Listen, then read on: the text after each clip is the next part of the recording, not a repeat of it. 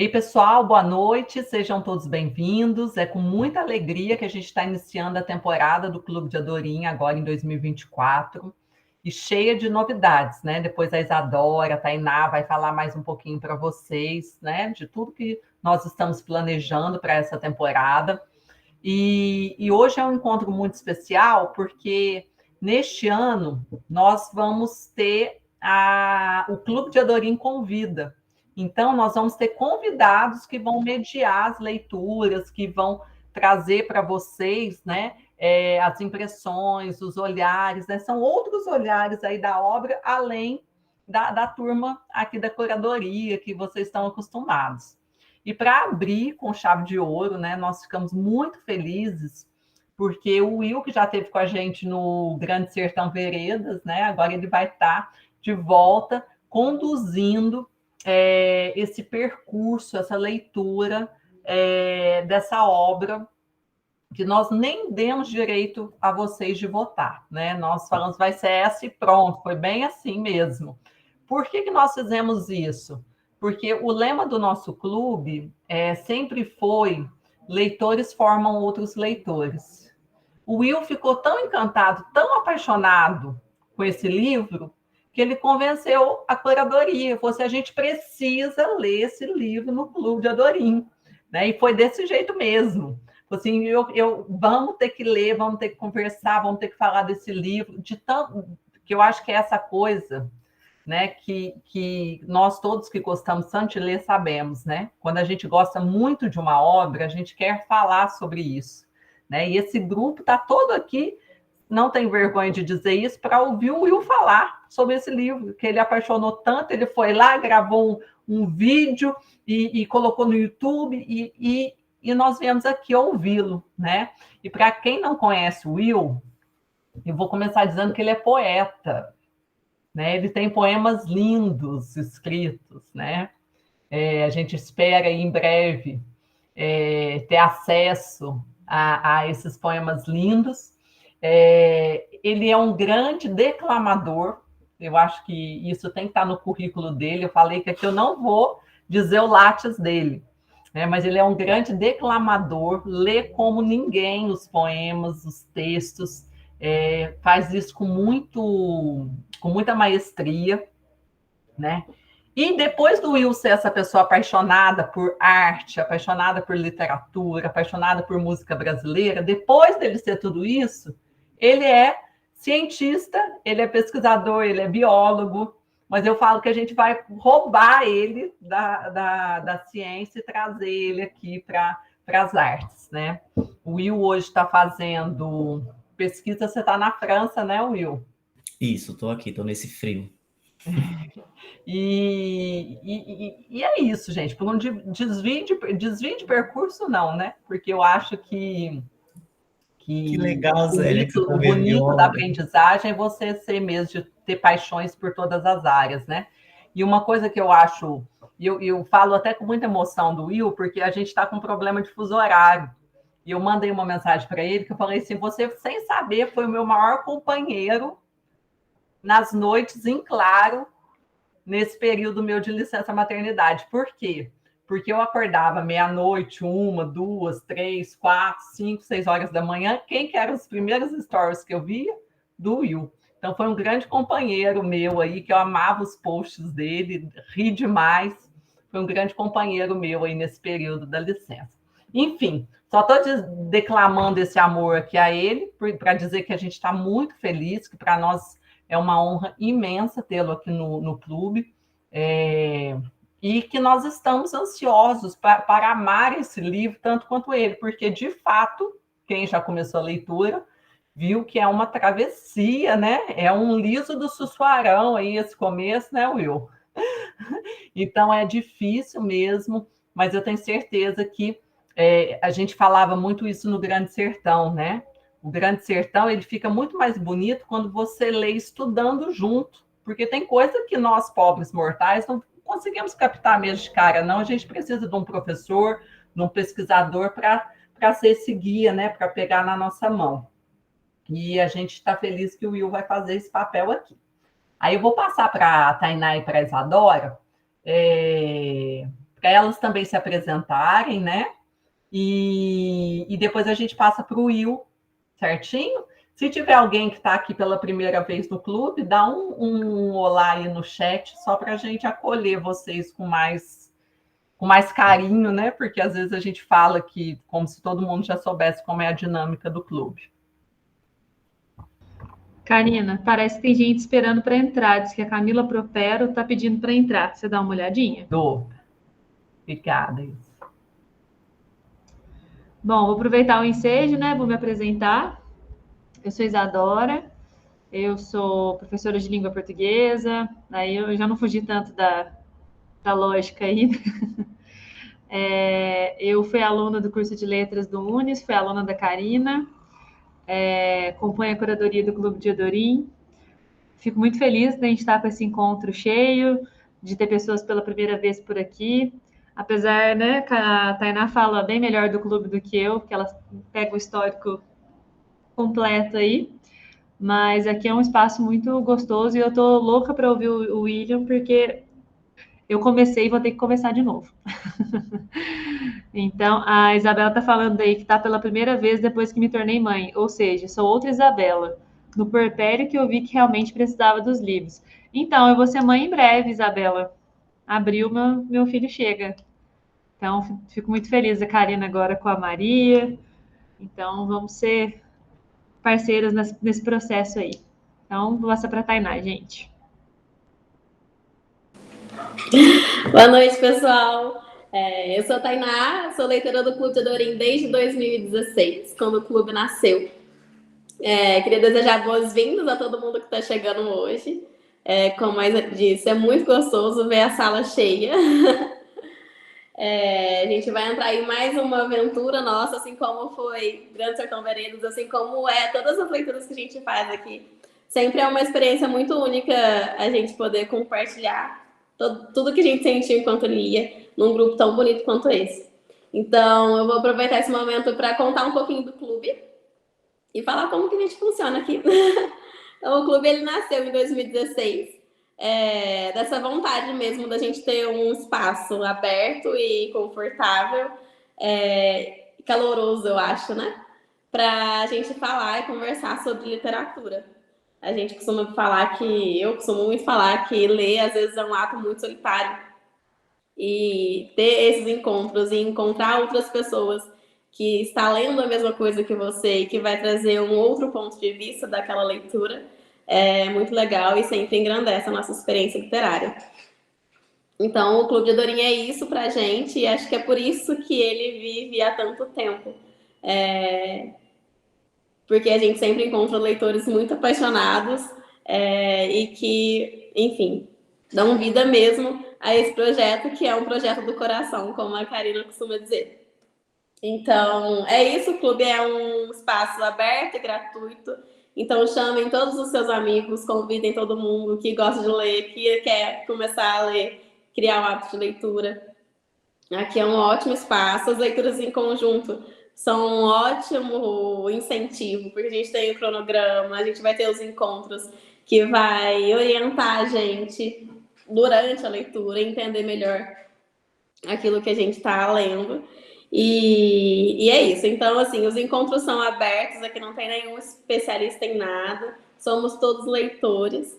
E sintam-se à vontade para falar. Hoje nós vamos fazer esse encontro de abertura mesmo da temporada 2024. A gente vai apresentar o projeto, o que a gente idealizou para essa leitura. O Will vai contextualizar a gente de tudo que esse livro pode trazer, do que a gente vai enfrentar por aí. E para ficar mais fácil. E aí, nos próximos encontros a gente vai debater de verdade cada capítulo e cada detalhe que tiver pela frente. Acho que é isso. Com você, Will. Oi, gente. Vocês me ouvem bem? Então, nossa, a Karina me deixou em péssimos lençóis agora, a responsabilidade de fazer vocês gostarem do Som e a Fúria. Bom, acho que não só eu, mas todo mundo aqui tá aqui porque tem muito carinho pelos livros e tudo mais. Eu agradeço demais, fico muito emocionado com a fala de Karina, uma amiga que eu admiro muito. e fico feliz de estarmos aqui para conversarmos um pouco sobre esse livro, que todo mundo aqui, tenho certeza, a gente leitor, já ouviu falar do Som e a Fúria e falar do Faulkner, só que eu acho que 3 frases depois sempre era aquela coisa, né? Nossa, mas é muito difícil, nossa, mas é muito complicado, e tudo mais. Então, assim, eu vou conversar um pouquinho, eu pensei em preparar alguma apresentação, mas eu fiquei com medo de ser muito monótono, então a gente na curadoria preparou um texto de apoio, que é o primeiro texto que eu vou enviar no grupo, que a gente vai enviar para meio que guiar, assim, a leitura. E aí eu separei nesse texto, a gente separou, assim, por estrutura e por contexto histórico e personagens também. Então, assim, vamos com calma, tô nervoso, vamos lá que vai dar tudo certo.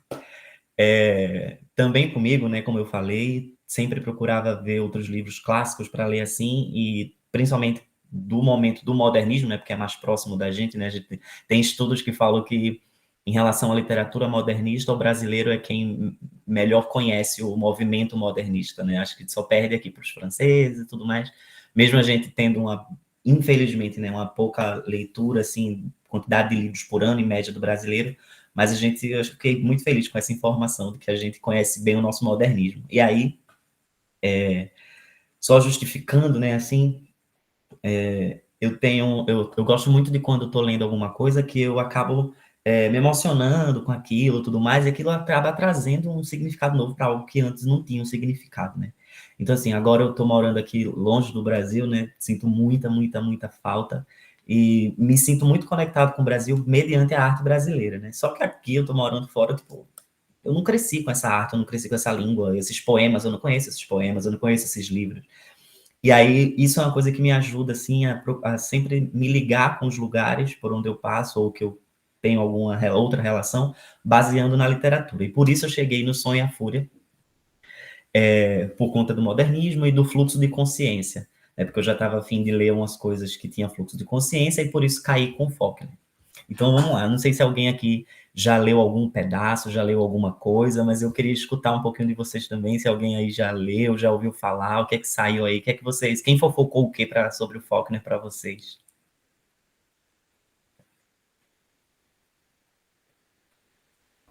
Eu estou no segundo capítulo. O segundo capítulo foi mais difícil que o primeiro para tu também, Karina? Eu achei mais difícil. Eu falei assim, meu Deus, até te mandei mensagem, né? Parece que eu não estou entendendo nada. Porque, apesar do primeiro ter aquela confusão nos diálogos, você vê aquela cena ali, né? Dos personagens e tudo mais. O segundo eu estou sofrendo mais. Vamos ver aí. A Zélia, eu acho que levantou a mão. Quem pode falar aí, Zélia? Zélia. Então, gente, o que acontece, né? Eu não gosto de fluxo de consciência, então eu estou muito tensa com essa leitura, mas é engraçado, porque é um livro que eu já quis ler, e aí quando eu vi a sinopse, que era um total fluxo de consciência, eu falei, não vou ler isso mais. Mas aí falei, bom, então o que eu vou fazer? Já que eu não sou fã do estilo, mas eu tenho muita vontade de ler esse livro e adoro os livros que a gente lê aqui. Então, dessa vez eu vou seguir o cronograma direitinho para ir com calma, para não abandonar o livro. Ah, beleza, só 10 páginas hoje, ok. Para eu desbravar esse fluxo de consciência aí. Olha, vai ser bom, porque a gente vai ter umas conversas boas sobre fluxo de consciência, então eu acho que vai ser interessante aí. Ou para te afastar de vez do fluxo da consciência, ou para fazer tu dar uma segunda chance, sabe? Mas para alguma coisa vai... Só explicando por que eu não gosto. Eu sou muito ansiosa. Então, quando eu leio fluxo de consciência, a minha ansiedade fica 1000. Eu vou entrando ali naqueles pensamentos. Pode nem chegar perto de Vitor Hugo. Pode nem chegar perto de Vitor Hugo, né? Muita descrição, muito detalhe. Bom, gente, vamos lá. Matando a curiosidade de vocês. Vamos começar a falar um pouquinho sobre o enredo geral do livro, umas informações mais gerais, né? O Faulkner, ele é americano, né? Ele nasceu em 1897, ali finalzinho do século XIX, e não foi só no Brasil, né? No mundo inteiro, o século XIX é caracterizado por todo dia era um acontecimento, né? Parecia que era o próprio 100 anos de solidão, né? Todo dia tinha uma coisa nova, assim, e mudava muita coisa em questão de política, em questão de história, de pensamento político mesmo, né? Estados caindo, estados emergindo e tudo mais, e a gente tinha aquele contexto que o Faulkner cresceu, que o final do século XIX nos Estados Unidos representava basicamente os benefícios e as benesses, né, da Guerra de Secessão, né, que com o Norte já abolicionista e o Sul totalmente escravocrata, conservador, totalmente infundado em latifúndio, né? Então tinha aquela coisa muito agrotech, agropop no Sul, infelizmente baseado na mão de obra escrava, e tínhamos o norte lá daquele jeito, né? Como que tudo isso se reflete na literatura, né? Tudo isso vem de um sentido de muita quebra, né? O século XIX ele representa essa quebra de muitas filosofias, de muitas ideias e tudo mais, e isso cai assim como uma luva para a estrutura da base modernista da literatura em língua inglesa, né? Se a gente for pensar ali em língua inglesa geral, né? Não só americana, né? Mas ali se a gente pegar James Joyce, né? Pega Ulisses, aí pega o próprio Sonho e a Fúria, alguns anos depois, que já é extremamente modernista, pega o The Catcher in the Rye, né, o Apanhador no Campo de Centeio, do J.D. Salinger, são textos clássicos, né? O To Kill a Mockingbird, que é o Um Sol é para Todos, da Harper Lee, tudo isso são grandes símbolos do modernismo, que se você for observar, uma grande questão em todos esses livros é o tempo. Então, assim, agora que vocês vão começar a ler o livro, se vocês estiverem no ônibus, alguém viu você lendo, algum amigo, que livro é esse que você está lendo? Aí você vai falar, O Sonho e a Fúria. Se perguntarem, é sobre o quê? Acho que vocês podem responder assim, é sobre o tempo. É sobre o tempo.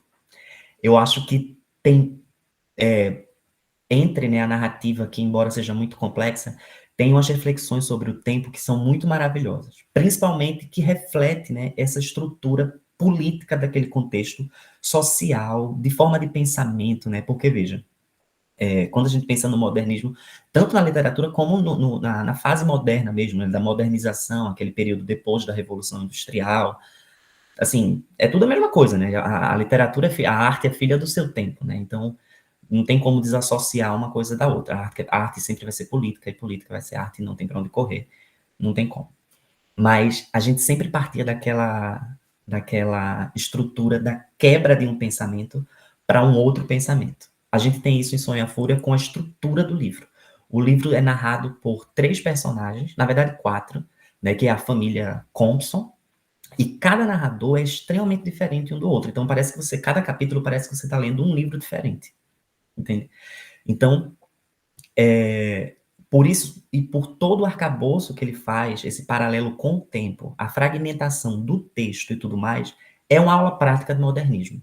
O livro é uma aula prática de modernismo, assim, no sentido de texto mesmo, né, de palavra, né, e principalmente de estrutura, né? Tem professora de português aí, Kelly, minha amiga, tá aí, Isadora também, a Karina.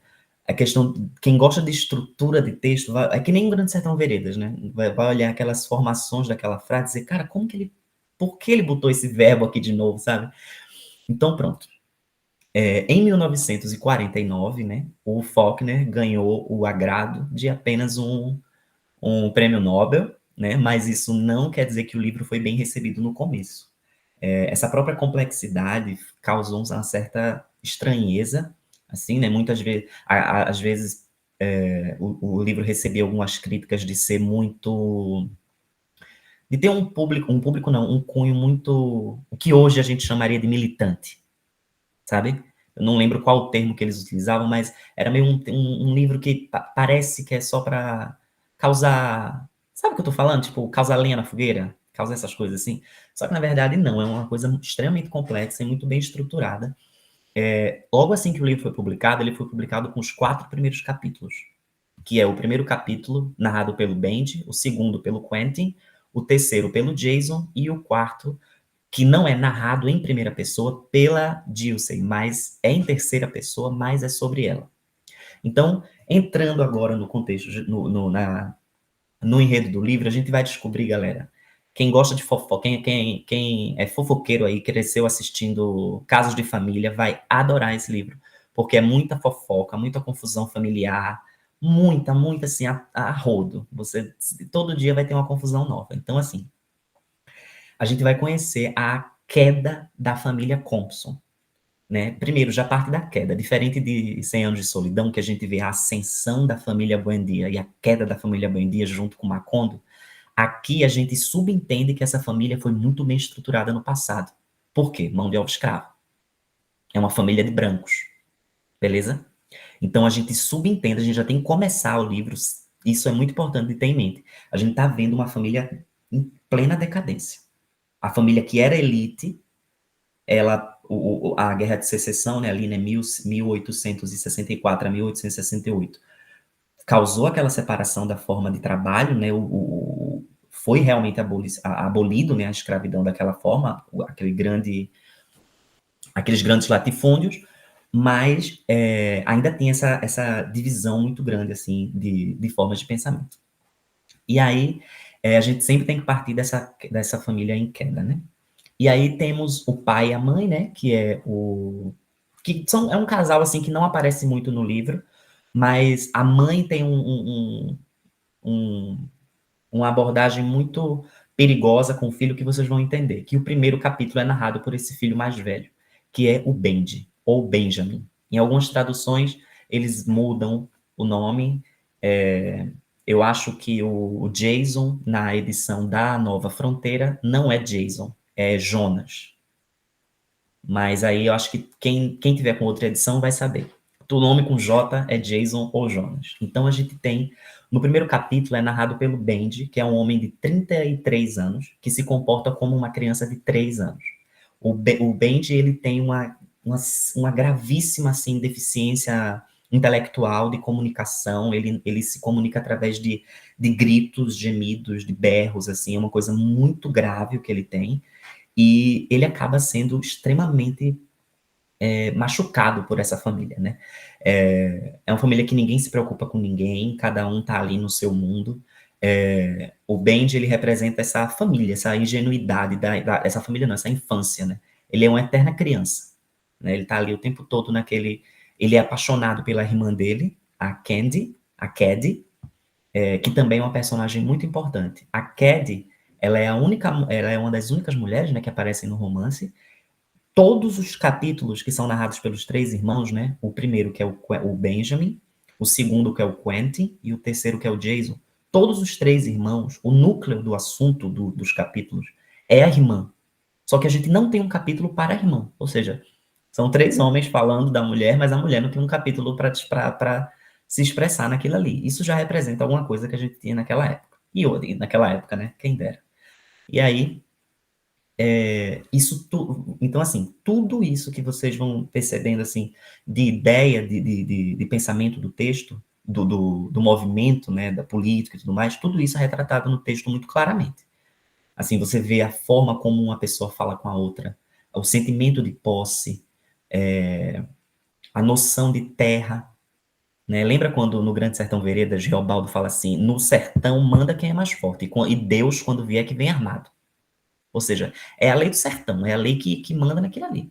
Então, assim, é uma naturalização, nesse livro aqui do Faulkner, é uma naturalização de coisas bizarras, no sentido de política, de violência, de relações familiares, né, e do tempo, mas que reflete muito tudo isso que a gente vê em livros de história, né? Dá para chamar o Sonho e a Fúria de uma ficção histórica, quase.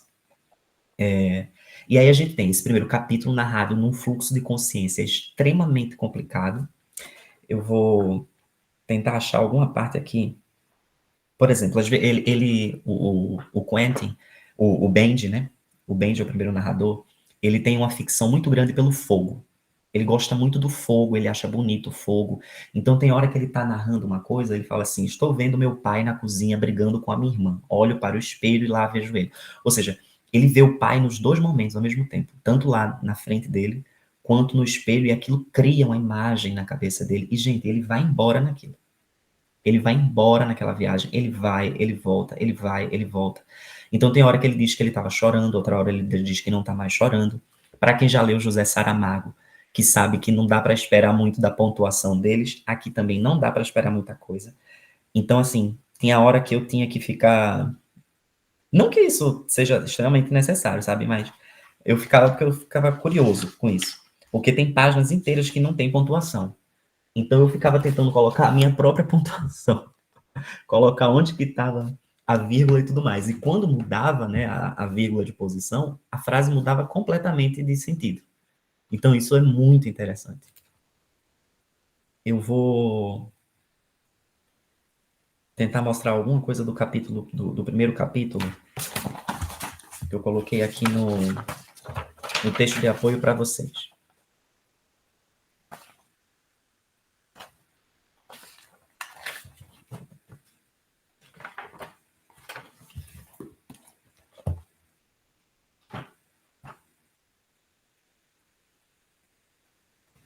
Olha, só para vocês terem uma ideia assim, da narrativa, do que é que vai estar acontecendo, porque a escrita vai ser muito complexa, mas assim, não é para entender palavra por palavra e frase por frase, embora não tenha nada muito complicado, mas assim, é a intenção dele que a gente fique confuso, entendeu? A gente tem que entrar no lugar desse personagem que tem uma complexidade ali na forma como se comunica e tudo mais, então a gente tem que tentar entrar assim, pegar o jeito da narrativa dele. Então, para quem está com a edição da Companhia das Letras aí, página 24, as vacas saíram saltando do estábulo.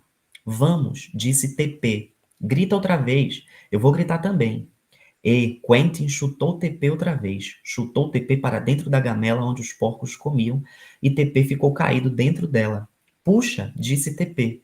Dessa vez ele me acertou mesmo. Você só viu o branco me chutar.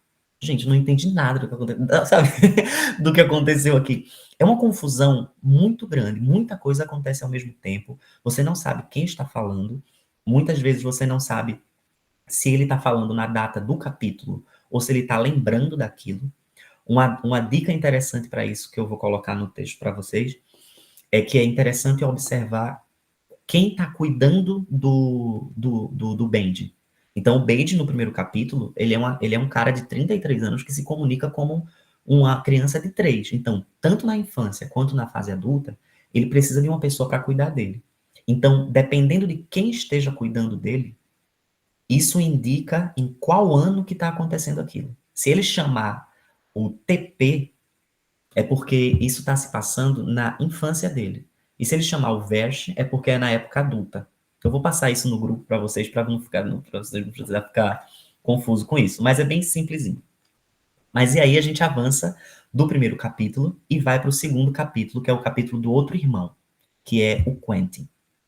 Esse Quentin é um irmão meio problemático, assim, é aquele irmão mais conservador, muito ligado com as questões morais da família. Ele acredita que a maior decadência da família é a irmã Quentin, né? Porque por o machismo, né? Como eu lhe falei, a família já estava em decadência.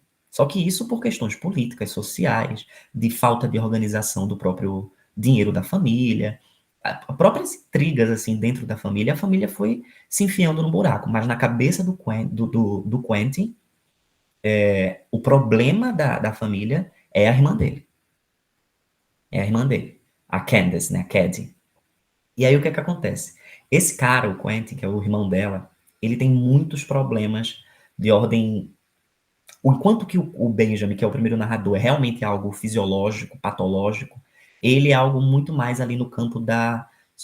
Eu não tenho medo de chamar sociopatia, mas assim, é uma questão mais de. Trabalha mais o caráter dele, entendeu? Não chega a somatizar tanto. Ele é realmente uma pessoa mais problemática do ponto de vista ético também, entendeu?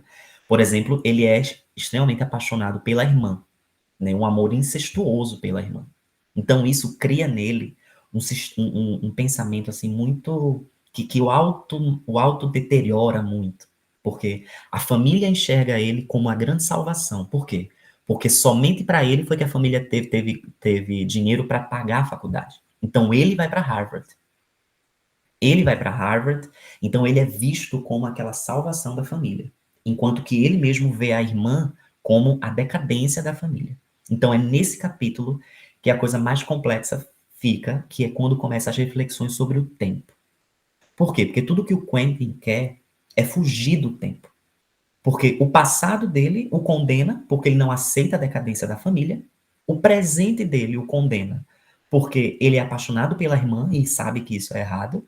E o futuro dele o condena, porque ele tem que ser o cara que vai salvar a família. Ele vai para Harvard, ele vai ganhar um emprego, ele vai ganhar muito dinheiro, ele vai restituir tudo que a política não escravocrata tirou deles, né? Porque foi isso que aconteceu, né? Tanto no Brasil quanto nos Estados Unidos, né? Então ele quer fugir do tempo, porque tanto o presente quanto o passado quanto o futuro atormentam muito ele. E aí, galera, ele escreve na abertura do segundo capítulo, o que para mim eu acho que é uma das coisas mais lindas que eu já vi na literatura. Eu vou ter que ler isso aqui para vocês. Eu fiz todos os meus amigos ouvirem isso daqui. Página 79, aí, edição Companhia das Letras. Quando a sombra do castilho apareceu na cortina, era entre 7 e 8 horas. E, portanto, eu estava no tempo de novo, ouvindo o relógio. Era o relógio do meu avô. E quando eu ganhei do meu pai, ele me disse assim: eu estou lhe dando o mausoléu de toda a esperança e de todo o desejo. É extremamente provável que você o use para lograr o reducto absurdo de toda a experiência humana, que será tão pouco adaptado às suas necessidades individuais quanto foi as dele e as do pai dele. Olha a construção dessas frases. Dou-lhe este relógio não para que você se lembre do tempo, mas para que você possa esquecê-lo por um momento de vez em quando e não gaste todo o seu fôlego tentando conquistá-lo. Porque jamais se ganha batalha alguma, ele disse. Nenhuma batalha sequer é lutada. Eu vou repetir. Porque jamais se ganha batalha alguma, ele disse. Nenhuma batalha sequer é lutada. O campo revela ao homem apenas a sua própria loucura e desespero. E a vitória é uma ilusão de filósofos e nécios. Gente, é muito bonito. É espetacular essa entrada desse texto dele. Aqui já dá todo o tom do capítulo dele. É uma questão existencialista, assim, extremamente profunda. E aí, lembra quando eu falei que o livro recebeu algumas críticas, logo assim que foi lançado? Uma das críticas era isso. Era porque as pessoas não conseguiam perceber a temporalidade na obra do Faulkner. Só que aí que está a questão. Os linguistas falam que a gente reclama disso, nós meros mortais, né? A gente reclama disso porque a gente confunde cronologia com temporalidade. E aí vai para as professoras de língua portuguesa aí, que eu não vou nem me atrever. Mas a gente, na leitura diária, a gente confunde, a gente pensa que um texto que não tem cronologia não tem linearidade temporal. E, na verdade, não é assim. Dá para ter. Só que a gente meio que aprende de outro jeito, sabe? A gente aprende a esperar uma frase com um jeito que não vai ter aqui nesse livro. E aí a gente passa para o capítulo do Jason, que é, se preparem, o personagem mais odiável de toda a literatura. Ele é aquele homem extremamente ressentido com tudo e com todos. Ele não gosta de nada, ele não gosta de ninguém, ele odeia tudo, odeia todo mundo. Ele destrata todo mundo da família, mas ele é assim com a mãe dele, que a mãe dele também não presta. Então ele é assim, ele tem coja com a mãe. E eles dois ficam fazendo uma duplinha assim no meio da família. Vocês vão entender isso. A mãe, ela é muito narcisista, né? Ela acha, por exemplo, que Deus a castigou dando para ela um filho com necessidades especiais, por exemplo. Então, assim, tudo é ela no meio, entendeu? Ela é uma pessoa, uma mãe tipicamente narcisista. Quem aí já teve contato com uma mãe narcisista, se prepare no livro, quem tiver com saudade vai voltar lá a ter contato com ela, hein? Se prepare. Então, eles têm essa relação muito próxima, porque eles são muito parecidos, eticamente é uma questão muito incerta ali, e aí todo mundo passa a odiar o Jason, né? O Jason, ele representa essa questão também muito conservadora, né? Ele acredita que as pessoas realmente nasceram brancos para a liberdade, negros para a escravidão, homens para trabalho, mulheres para a obediência, e tudo isso que a gente conhece. Conservador que é apaixonado pela irmã. Minha querida. Por baixo, hein? Por baixo. Tem muita coisa ainda aí, tem muita coisa. É casos de família mesmo. Então aí a gente tem esse capítulo do Jason, que é o cara mais insuportável. Se vocês aí estiverem anotando, né, anotem esses nomes, né? É o Benji, que é o primeiro capítulo, né? O Quentin, que é o segundo capítulo, e o Jason, que é o terceiro capítulo. Ó, primeiro capítulo, Benji, certo? Segundo capítulo, Quentin. terceiro, Jason. O quarto é em terceira pessoa, mas ele foca no personagem da Dilsey, que eu vou falar dela agora. Bom, quem que é a Dilsey? A Dilsey, ela é a escravizada da família.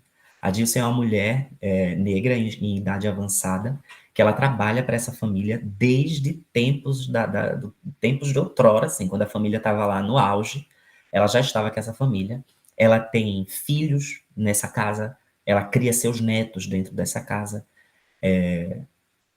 Isso explica também, né, aquela política do final dos sistemas escravocratas, que é quando muitos escravizados permanecem aliados às suas famílias brancas, né, porque não tem para onde ir. Então, o tipo de trabalho vai mudar, entre aspas, mas na verdade ela vai continuar sendo sempre a escravizada da família, entende? Então, essa é a visão que a gente tem da Dilsey. A Dilsey viu todo mundo crescer, ela viu a família subindo, se mantendo e caindo. A Dilsey é a biografia da família. Ela é o retrato daquela família. E, consequentemente, ela se mantém, ao longo de toda a história, de toda a trama, né? Ela se mantém num lugar de muita força, de muita sabedoria, de muita paciência, ela é muito acurada, assim, nas situações que ela vê. Muitas coisas você só entende no capítulo dela, porque perceba, são 3 capítulos primeiros narrados em primeira pessoa, e todos eles vão falar sobre os mesmos acontecimentos.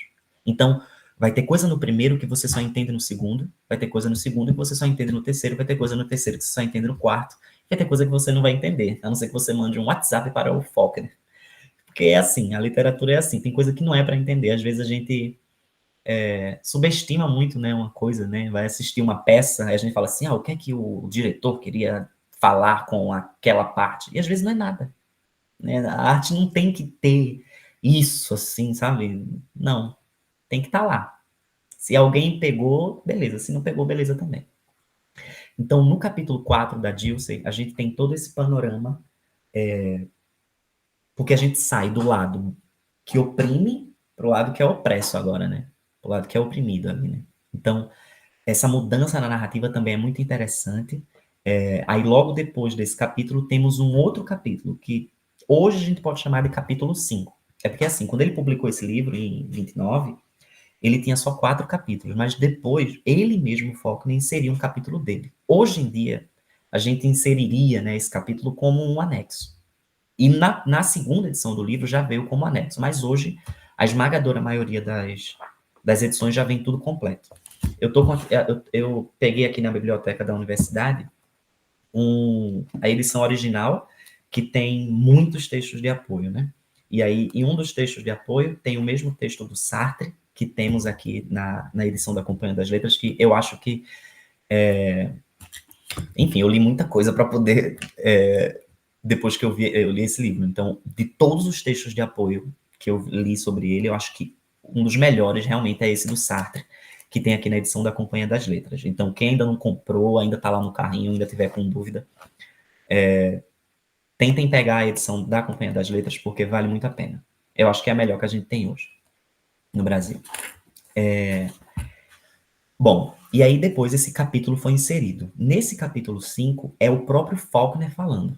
Sabe? Quando chegar nesse capítulo, a gente vai estar bem mais tranquilo. A narrativa ela vai ficando... O primeiro e o segundo é o mais difícil, os capítulos. Não tenham dúvida. Entendeu?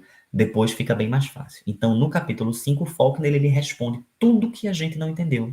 Até então, ele responde. Ele começa explicando aquela parte da família que a gente não pegou. Will, esse texto do Sartre está como prólogo? Zélia, eu acho que não, eu acho que ele está depois, o livro já começa direto. Está como apêndice no livro. Está como apêndice. O que abre o livro é um texto do próprio tradutor, que é o Paulo Henrique Brito. Ele fala sobre a tradução do Sonho e a Fúria, mas depois tem o próprio capítulo do Faulkner, que é o próprio Faulkner que escreve, e depois tem o texto do Sartre. Mas já vale a pena ler esse no início. Não. Leia na ordem do livro. Leia o texto do Paulo Henrique Brito, que fala sobre a tradução, e comece o livro.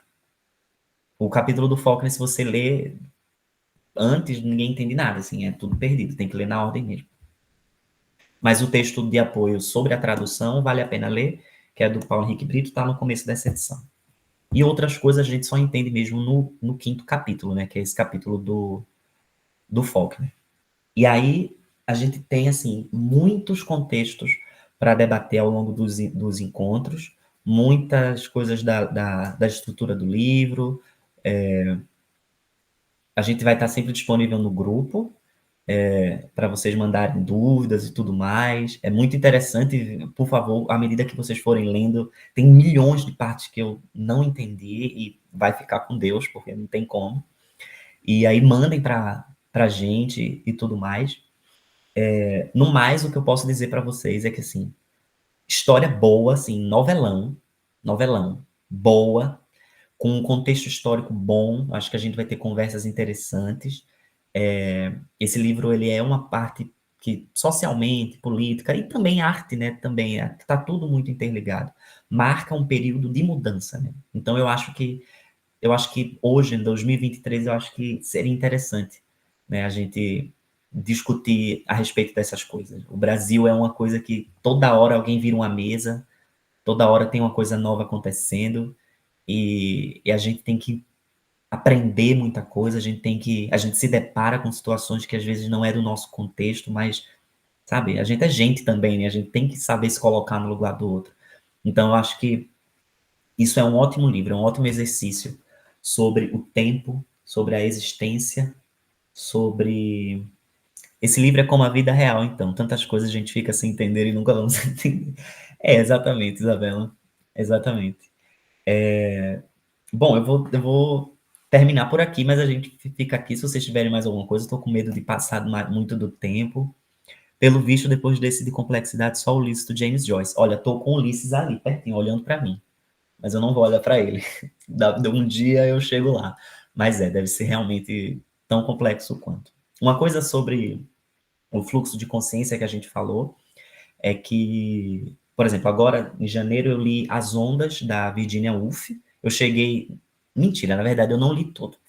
Eu vou ser bem sincero com vocês, falta 15 páginas, galera, para eu ler. Só que se você perguntar para mim o que eu entendo, o que tá acontecendo ali, eu não faço a menor ideia. Então eu fiquei, cara, falta 15 páginas para terminar de ler. Eu volto, ou eu leio e digo que li, sabe? Porque eu acho que eu vou ficar nessa. Tipo, não me pegou. Não me pegou. No caso da Virginia Woolf, é com fluxo de consciência muito intenso. Só que aí, como eu li Faulkner, Virginia Woolf e estava preparando tudo isso, eu me deparei com a diferença de... Olha aí, Zélia, essa é a diferença que eu ia te falar. Que são os textos com fluxo de consciência e com diálogo interior. Né? Para quem não está familiarizado com esse termo, o fluxo de consciência é uma técnica, né, narrativa. Karina, pelo amor de Deus, você me ajude. É uma técnica narrativa que no mesmo texto, na mesma frase, você tem contato com um pensamento do cara, o que ele está vendo, o que ele está sentindo, o que alguém contou para ele, o que ele está lembrando. Ou seja, você tem todos os sentimentos ali, sabe, ao mesmo tempo. O monólogo interior, não. Ele é um monólogo, como o nome diz, é um pensamento interior do narrador. Mas ele segue a mesma linha do texto. Ele segue a narrativa temporal, ele segue uma estrutura, ele segue um raciocínio. Mas com fluxo de consciência, não. Por exemplo, veja os textos do Bernardo Soares, do Fernando Pessoa, né? O livro do Desassossego. Aquilo é o próprio fluxo de consciência, aquilo ali. É o diário do cara. Eu lendo aquele livro, às vezes eu fico me perguntando, será que ele queria que eu estivesse lendo isso? Tipo, porque é uma sensação de que você está entrando, assim, numa... Aí, como é a palavra? Da pessoa, assim. Individualidade da pessoa, de uma forma tamanha. Bom, é isso. Eu agradeço a atenção de vocês. Eu espero que vocês tenham ficado com vontade de ler o livro.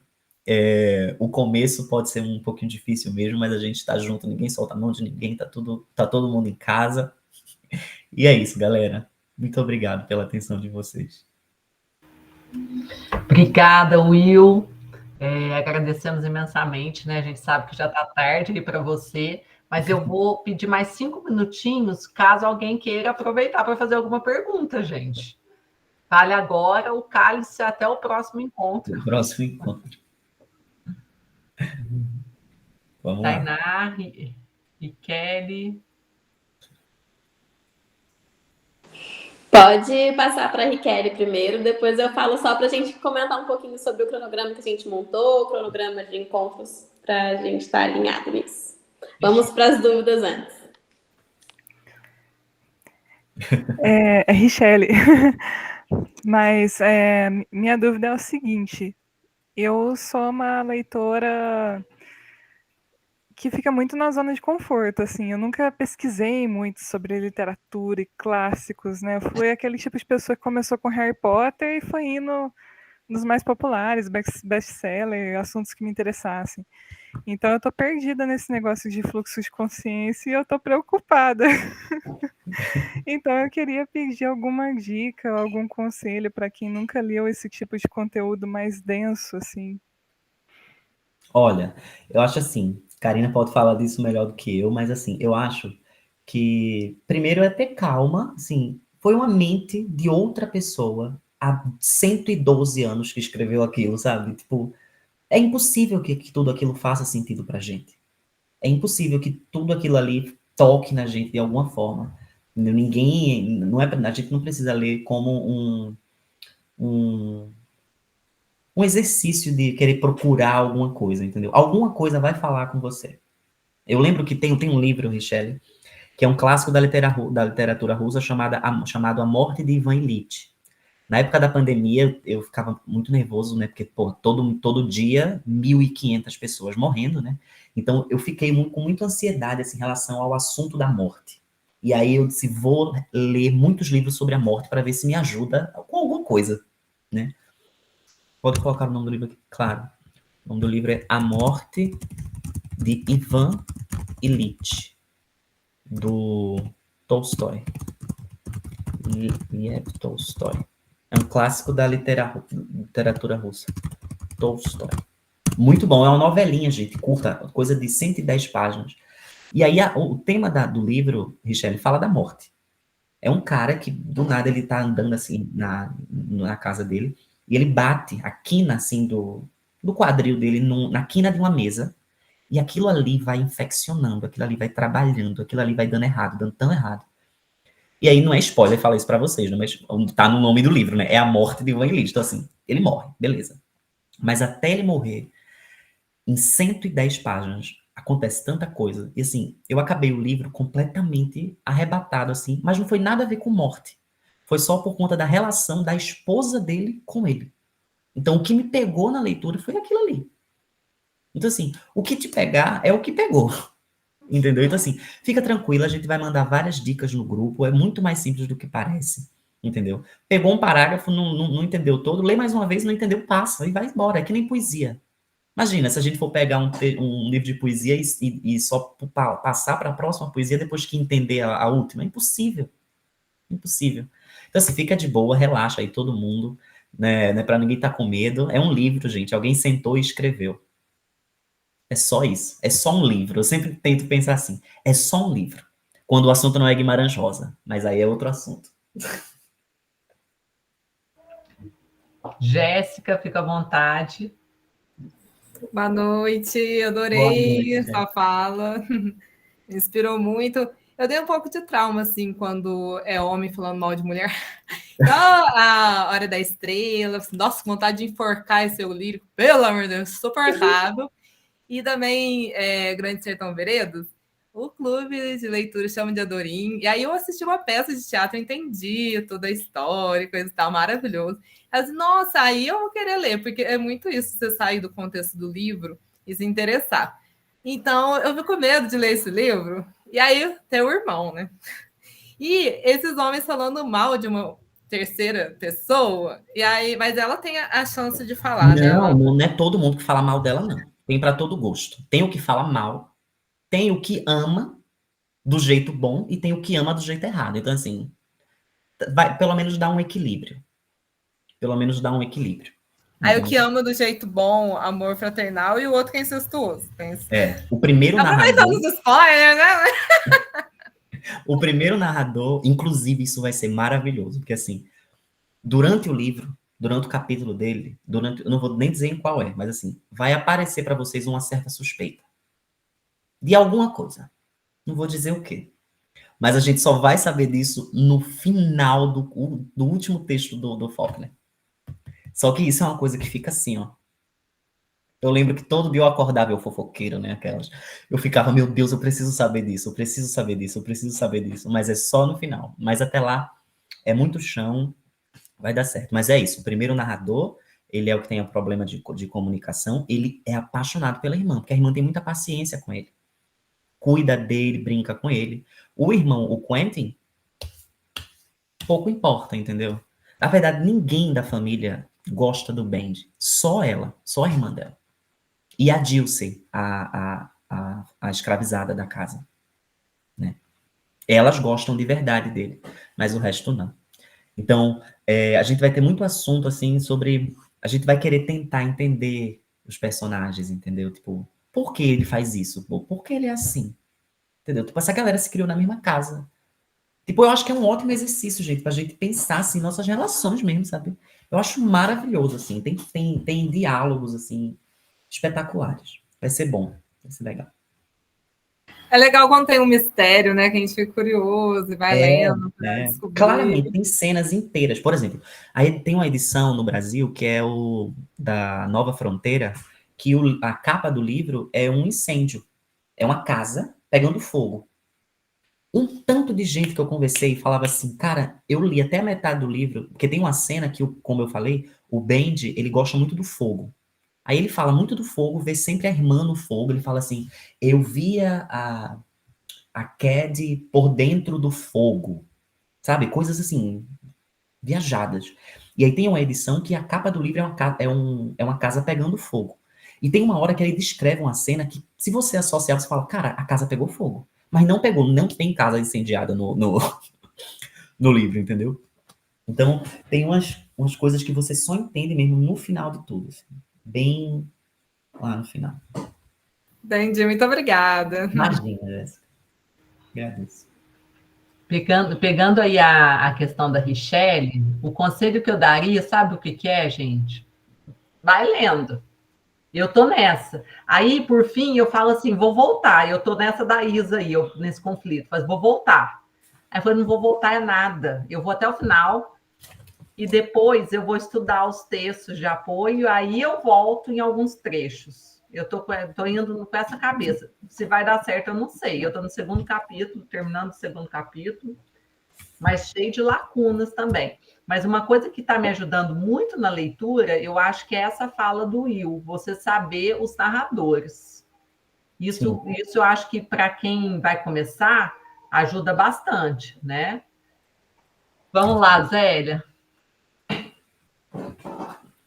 Então, gente, eu sou apaixonada pelo Grande Sertão Veredas, mas a primeira vez que eu li o Grande Sertão Veredas, eu estava no ensino médio.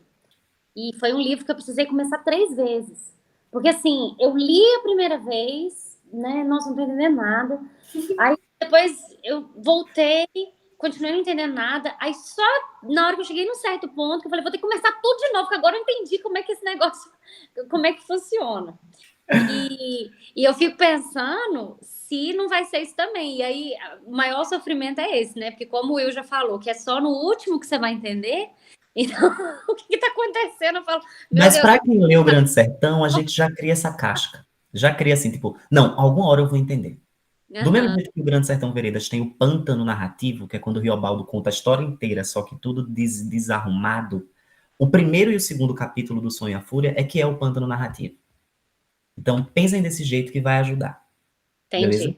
Olha, o tempo já está indo, mas eu quero ler um trechinho do texto do Sartre sobre a temporalidade.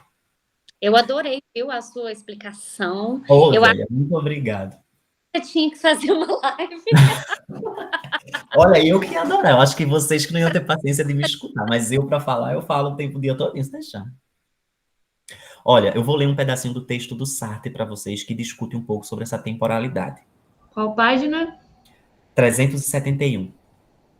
Só uma curiosidade rápida, o título do livro, O Sonho e a Fúria, foi inspirado numa peça do Shakespeare, a Macbeth. Aliás, minha professora de inglês me corrigiu, não é Macbeth, é Macbeth. É no E, não é no A. Eu nunca vou lembrar disso direito, mas é isso aí. Porque tem um trecho que ele fala assim, eu vou ler agora o trecho do Sartre. Tudo então se explica, sobretudo, a irracionalidade do tempo. O presente, por ser o inesperado, o disforme, apenas pode ser determinado por uma sobrecarga de lembranças. Entende-se também que a duração constitua... Não. Entende-se também que a duração constitua a própria desgraça do homem. Se o futuro tem uma realidade, o tempo se distancia do passado e se aproxima do futuro. Mas se o futuro for suprimido, o tempo deixa de ser aquilo que repara, que separa, que rompe o presente em relação a si mesmo. Você não suporta a ideia de que algum dia ela não vai mais torturar você desse jeito. E aí esse trecho é lindo. Ele fala assim: o homem passa a vida lutando contra o tempo, e o tempo o corrói como ácido, arrancando-o de si mesmo e o impede de realizar o humano. Tudo é absurdo, e a vida é uma história cheia de som e fúria contada por um idiota que não significa nada. Então, isso é o paralelo que ele faz. Porque o primeiro capítulo que ele chama aqui do idiota, é um termo muito mal empregado aqui, né? Mas assim, é como se fosse o primeiro capítulo, né? Porque a gente é apresentado à família dos Compson pela visão do Bendy, que é o idiota que o Sartre fala aqui.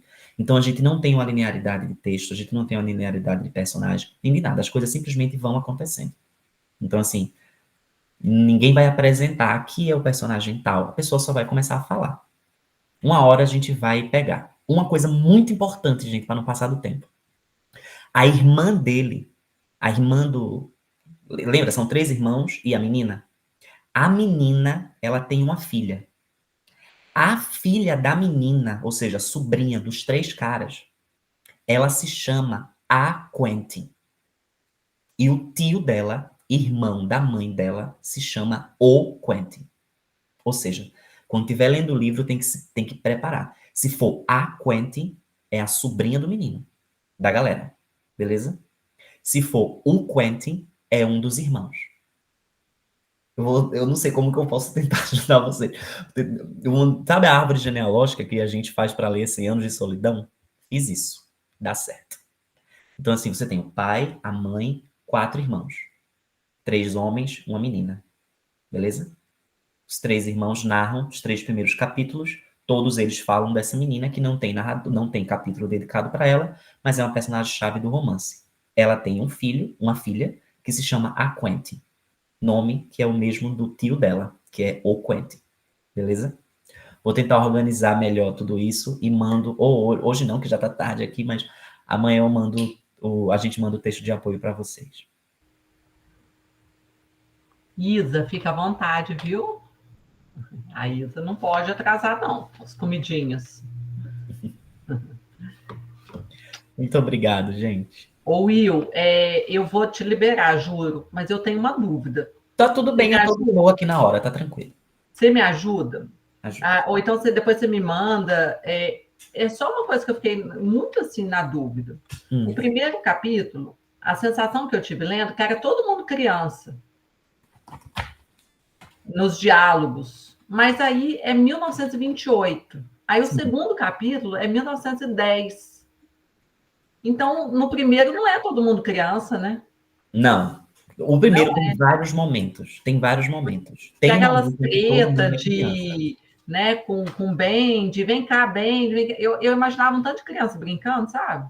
Mas é isso mesmo. Tem partes que é todo mundo criança.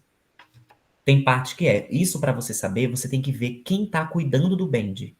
Se ali no contexto ele estiver chamando Verche, é porque ele tá na infância. Aquela cena tá acontecendo na infância. Se ele estiver chamando... Ele me falou isso. Se ele estiver chamando, tipo, estava indo na cozinha com o TP. O TP é o neto da Dilsey, da escravizada, que cuida do Bendy.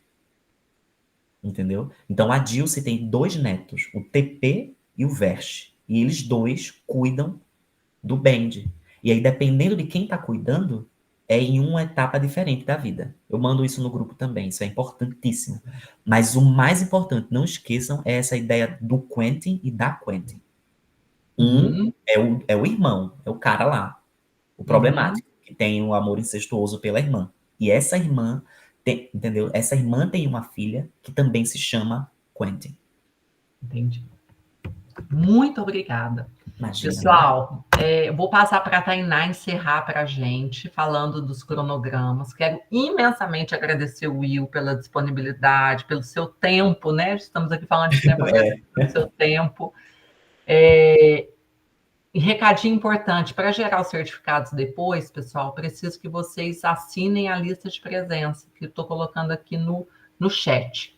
E aí, agora eu passo para a Tainá, para ela falar do nosso cronograma.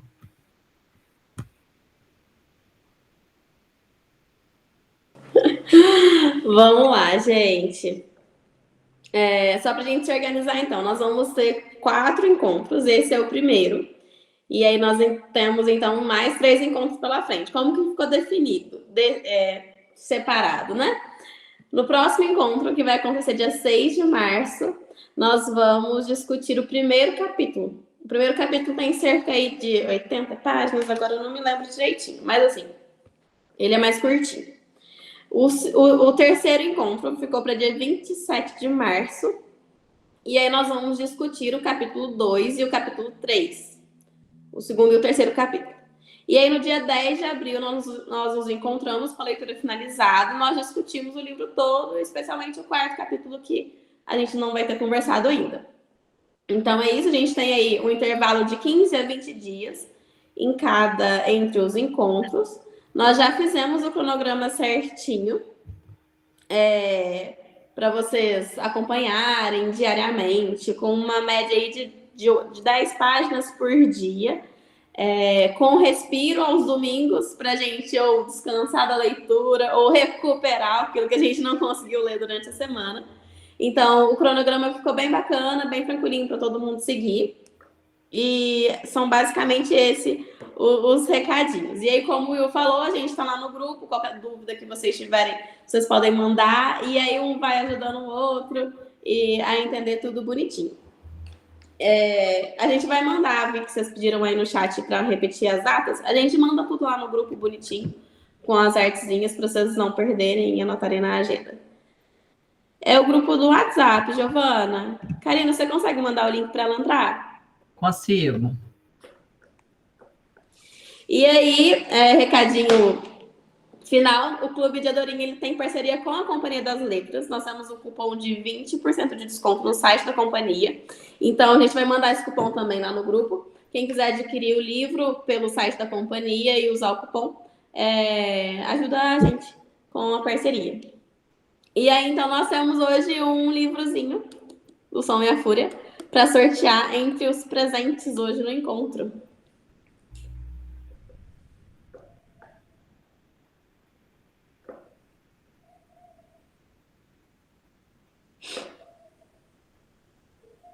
Muito bom, hein, gente? É um livrão, hein? Um livro bonito, bom para botar na estante, vem com uma luva belíssima, assim, é bonitão, hein?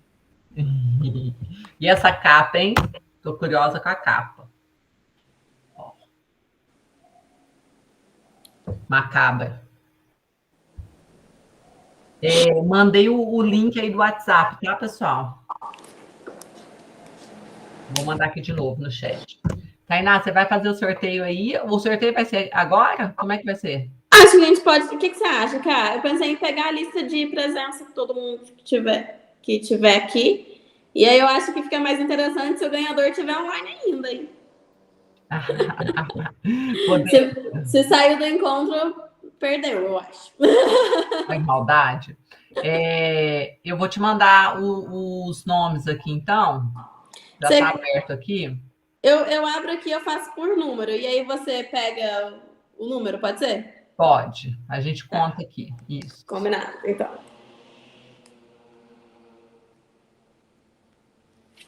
Já tem 18 respostas. Alguém não respondeu, gente? Quer correr lá? Podemos fazer já.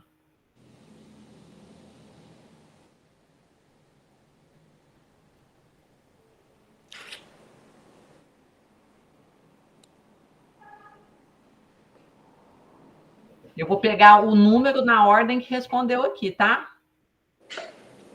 Sem problema. Todo mundo respondeu? Respondeu a lista de presença, é? Isso.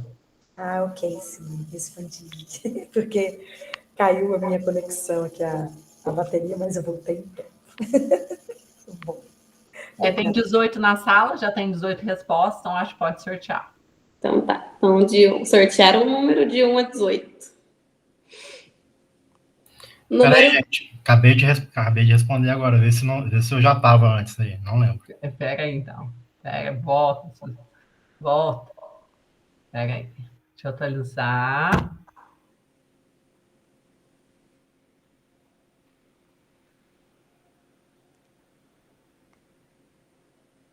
Quem que falou agora? O Denis. Denis. Cadê você, Denis? Acabei de preencher agora. Deixa eu ver. Chegou, Denis. Chegou. Show. Valeu. Então, de 1 a 19? Não, eu falei errado. Eu estava com a lista de inscrição. É de 1 a 15. Sorteando. Número 1. Jéssica. Ah, você tá brincando. Juro. Ô, Jéssica, é marmelada isso aí. Arrasou, hein? Eu sou prima de uma das organizadoras, né? Muita sorte, glória a Deus. Gente, Eu falei pra treinar hoje. E eu demorei para responder a ficha. Eu disse, gente, será que eu vou ser uma das últimas? Você foi a primeira. Olha aqui, vou até mostrar. Jesus! Da câmera. Número 1 aqui, ó. Olha lá, ó. Primeiro, Jéssica Maciel. Ai, que delícia. Obrigada! Muito obrigada. Queria ainda mais, Ale. E é o segundo, só para falar para vocês aí, todo mundo, o leitor que está aqui, que acompanha o clube lá no Instagram e no grupo, que é o segundo sorteio que a Jéssica ganha, tá? Porque ela participa de tudo ela comenta, tudo que a gente promove lá no grupo, ela participa. Meu algoritmo é ótimo, gente. Pode jogar na Mega Sena. Ai, quem me dera. Pelo menos livro tendo sorte é importante. Queridos, então acompanhem-nos no Instagram. Também estamos lá no grupo do WhatsApp, tá? E qualquer sugestão aí para o clube é super bem-vindo. Depois a gente vai ter mais uma etapa do Clube de Adorim Convida. Então, se você tiver alguém que você acha que vai poder nos cativar tanto quanto o Will, porque menos a gente não quer não, viu, Will? Indica aí para a gente fazer o convite para mediar aí as próximas leituras. E lembrando que vocês também podem mediar, tá? Então, fiquem à vontade aí para se colocar à disposição, que a gente vai escolher aí mais 2 ou 3 para essa temporada, tá bom? Pessoal, beijo grande, muito obrigada. Bom retorno aí para vocês, boas leituras e até o próximo encontro. Gente, vamos fazer uma foto. Tchau, galera. Vamos fazer uma foto. Rapidinho, não sai. Pega aí. Então deixa eu pegar a luva do meu livro. Você podia bater, porque eu sempre perco as fotos. Eu não consigo bater por aqui, Karina. Deixa eu ver se eu consigo. Pega aí. É meu livro. Eu não vou conseguir. Pega aí. Pega, só um minutinho. Todo mundo pronto? 1, 2, 3 e...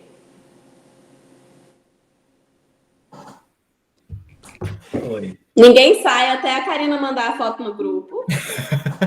Gente, eu dou print e aí eu desligo o computador, eu perco o print. Toda vez eu faço isso.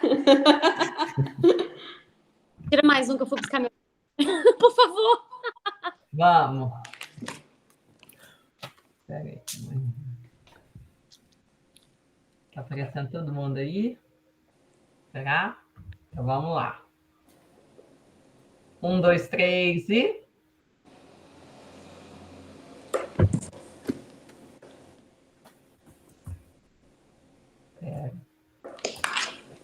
Pronto para botar no Orkut?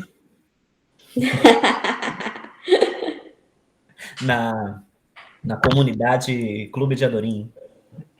Pronto, foi? Foi. Recebido. Beijo grande, pessoal. Boa noite, Bom gente. descanso. Obrigada, Boa leitura. Will. Beijo.